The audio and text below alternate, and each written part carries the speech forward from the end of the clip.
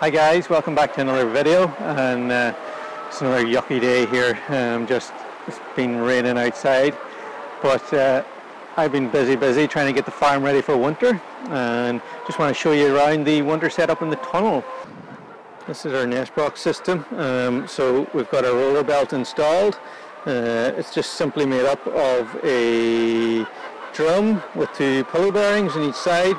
I think the key thing is to have the ability to move it forward and backwards.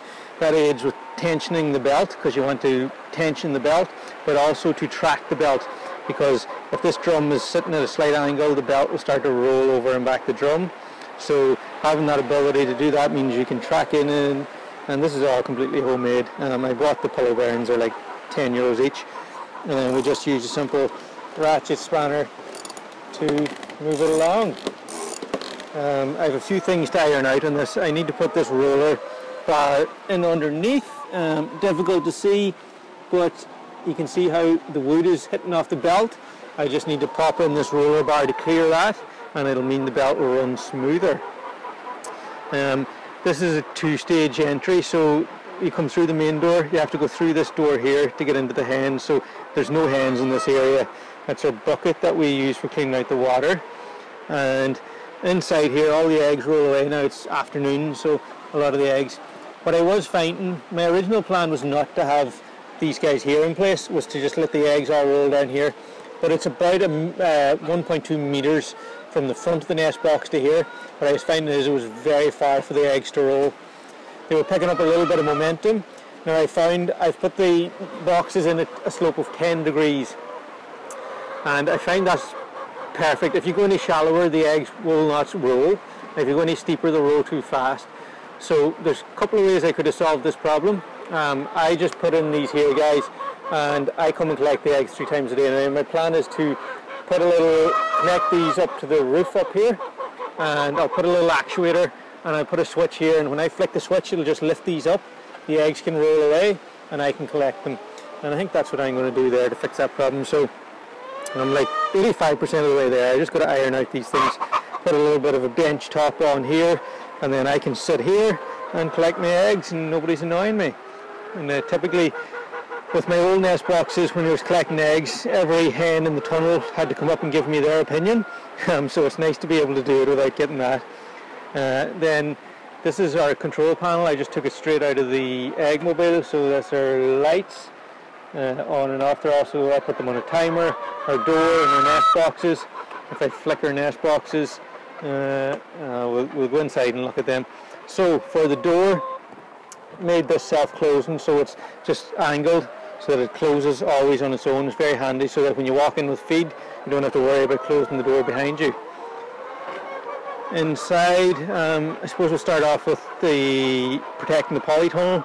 I did have, you can see I had my windbreak up to here. I actually had to extend that because the birds were actually jumping up, and I was afraid they were going to damage the plastic, which they would have done if I hadn't have taken any action. So now that's 6 foot high, so there isn't no birds doing that, and it just protects the plastic. For our feeders, we use simple, they're 4-inch or 100mm sewer pipes. We just cut top off them, and they're all on ropes, which means we can lift them up as the bedding pack moves up. Our nest boxes, we've automated them as well, so they close and open. We typically, and that's on a timer, we close them around 5 o'clock in the evening, and I designed them, I did think about putting a paddle inside that would push the hens out and keep it closed. It needed a bit of engineering, and I kind of came up with a clever fix for it. This gap here, so when this bar closes up, I can close it now, because, but this space here is wide enough to let a chicken through. So if there's a chicken stuck in there, she can climb out through it, but it's very difficult for them to jump up from the ground and get through that gap. So that just works handy. We've got feeders running both lengths of the tunnel. On that side there's a feeder that runs the full length as well. We've got both our waters here, and they're just they're ball cocks, so there's constant heavy flow of water. That's our free choice oyster grit in there.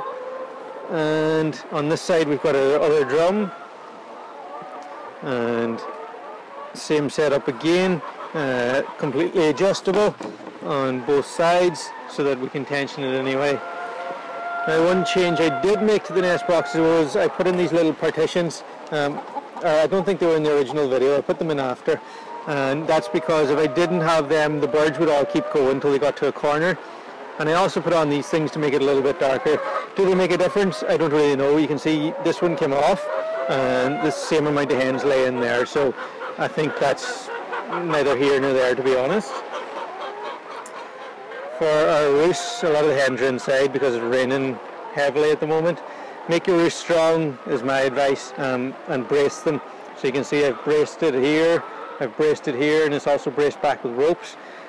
Because we'll have about 1 metric ton of birds on there at night, and there's 16 legs, so that disperses that weight out. There's about 200 kilos, so I have no more than 100 kilos in each leg.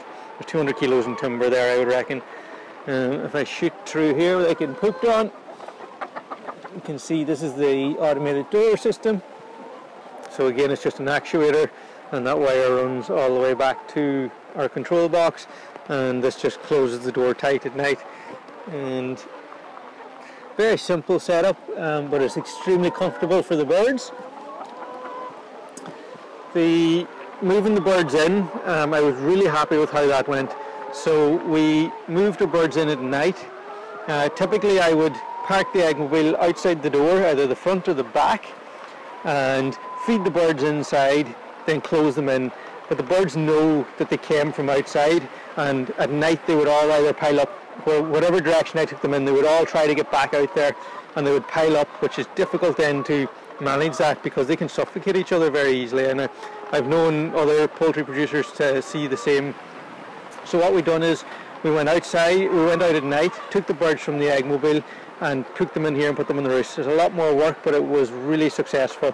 The birds all roosted the next night themselves. Took them a little bit of getting used to get used to this nest box because it's a bit different to their old one. So what I done to help them along is I got the lights going. So if I turn on our lights, flick on our lights, because it's dark here until about 8 o'clock in the morning, but typically birds will want to start to lay around 6 o'clock. So a lot of them were laying on the ground because they couldn't see the nest boxes were open. So these lights shine directly down in the nest box, so when the birds wake up in the morning, if they want to lay, they can see, oh, there's the nest box, jump in, lay their egg, and go about their business. Now it's important to say these lights aren't here to extend the daylight for the birds. The rest of the birds are all down that end of the tunnel where it's completely dark. They're just little LED lights lighting up here. There's 2 on the other side, and I also put 1 up there, so if I come in the dark in the morning, I can see what I'm doing.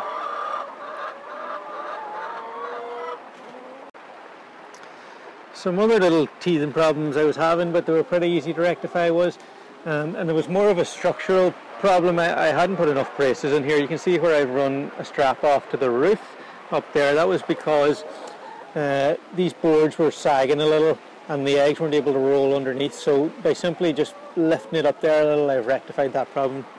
One other issue I'm having, or going to have, I can tell, is we're on about 9 hours of daylight, and I mean, you can see it's pretty overcast. So getting solar energy is becoming a problem, and this is only a 12-watt solar panel on that there, so it's going to struggle to keep my battery charged. And anyone that's thinking of doing this, guys, you do not want this system to malfunction in the morning. You know, if those nest boxes don't open, you've got, you know, you could have potentially, by the time you come, you could have, you know, 50 euros worth of eggs just laying all over the ground, too dirty to sell. So I'm probably going to run some mains power in here, put a little 12-volt DC transformer on it, and just eliminate that from being an issue.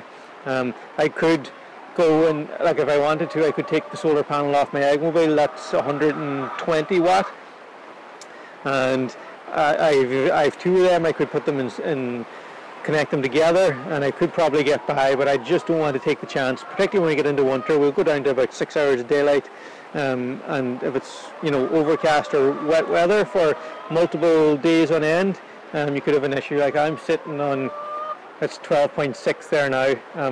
If it goes below 11.5, I think the whole system shuts down.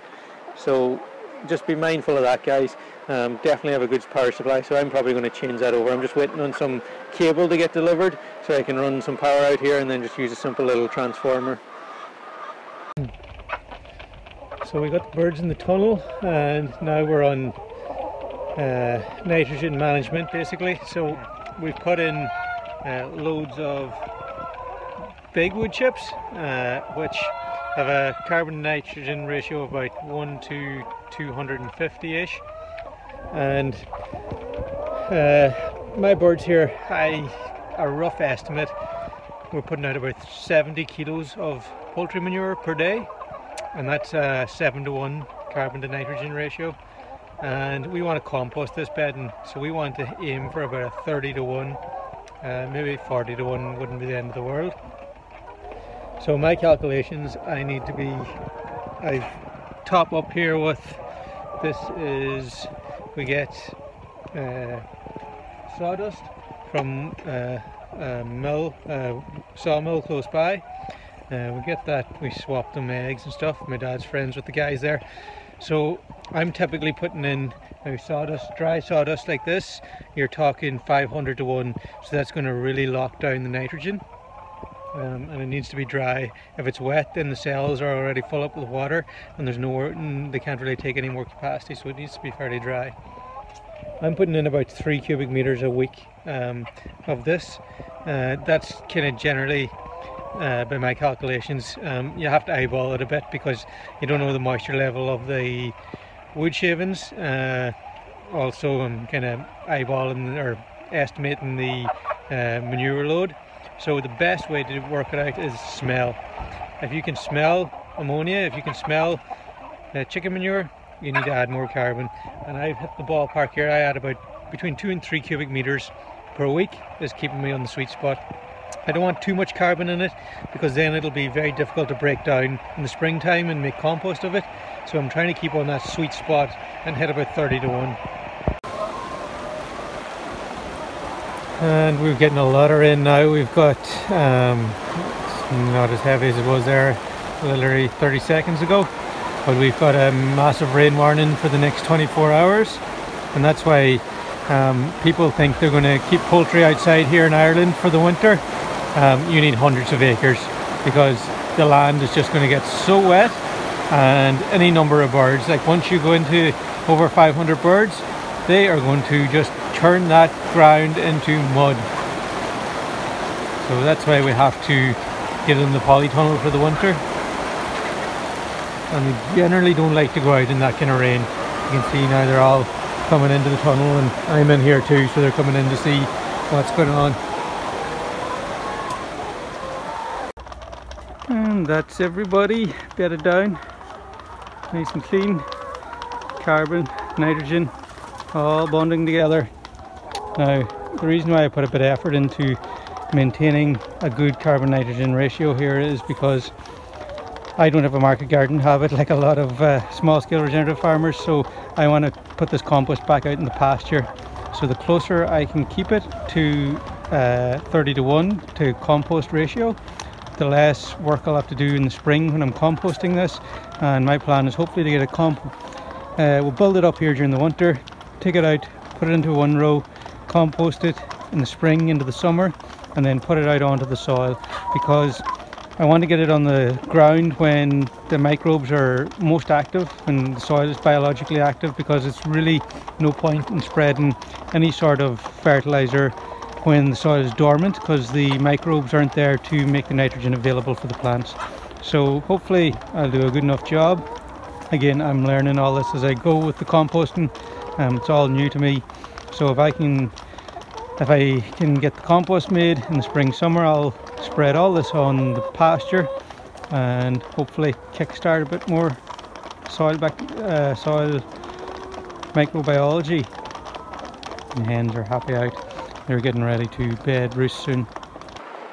I'm very happy with the system now, and it works really well in my context. There's loads of other ways I could do this, and you know, I see people everywhere that do it different ways, but the birds are really happy. Their lay rate's good now. I'm still losing maybe 5% of my eggs to birds that are laying on the ground, but I just come in, make sure I pick up those eggs quickly so no other bird comes along and says, ah yeah, look, I can lay there, and I should have that rectified within a week, I reckon. But really good system. I've probably invested, I haven't done up the numbers, but I have a couple of €100 invested in this system here, but that'll do me for at least a couple of, I'd say 5 years. The only thing I would probably change is instead of making it out of wood, I'd make it out of aluminium or maybe galvanized steel, and then it would last me 20 plus years. So whenever that one needs replacing, I'll probably replace it with a steel structure, and that'll be good for until maybe my chicken days are done. But that's pretty much it from me this week. If there's any questions of that, put them in the comments. I probably won't reply to every comment because I just don't have the time, but I will I check the comments and I will highlight any issues that I see there or any questions. I will explain them in a later video. And some really exciting news I'm going to announce at the weekend, so keep an eye out for a video at the weekend. Some really cool stuff coming up next year, some opportunities, so watch out for that there.